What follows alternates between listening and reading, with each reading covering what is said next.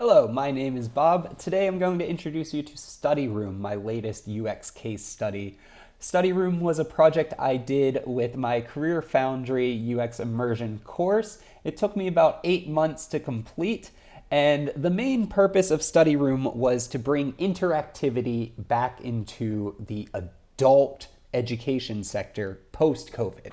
And so I utilized the design thinking process to create my own solution to this problem.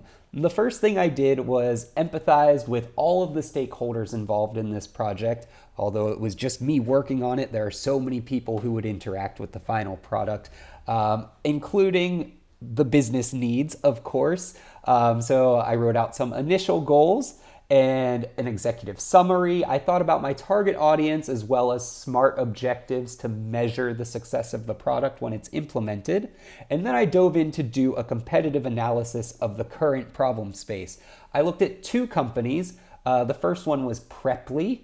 Preply taught me a lot about how a company can grow quickly. And then I looked at Italki, which I feel taught me a lot about how you can make the UI and UX appeal to global users all around the world.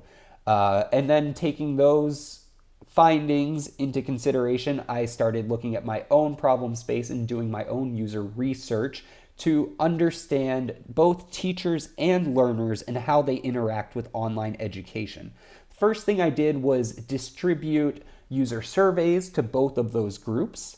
And then I found some real teachers and some real learners to complete user interviews. And from there, I learned that teachers and learners both feel like there is not enough interaction in online education.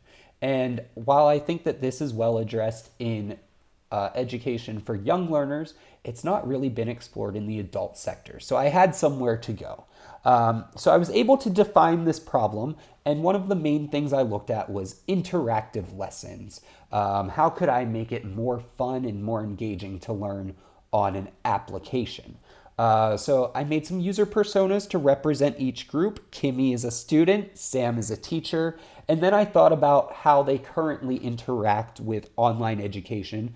And I found that there are definitely places that I can make it better. So I looked at some opportunities and then I ideated on my own solutions. And I did some task analyses for how users would interact with the product to use the solution in the end.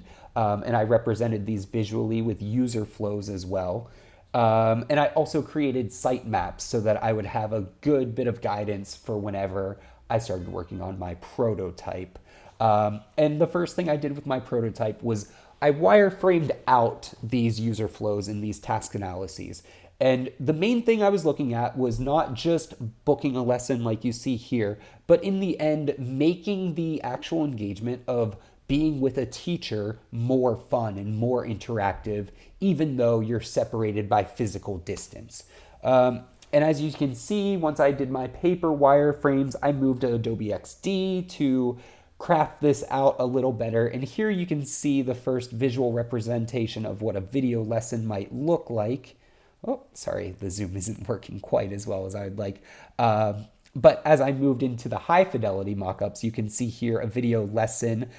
You are able to actually interact with the teacher using questions, videos, slideshows, things like that to really engage with the educational experience. And so then I tested this with real users. I distributed my prototypes remotely and I conducted usability tests on Zoom.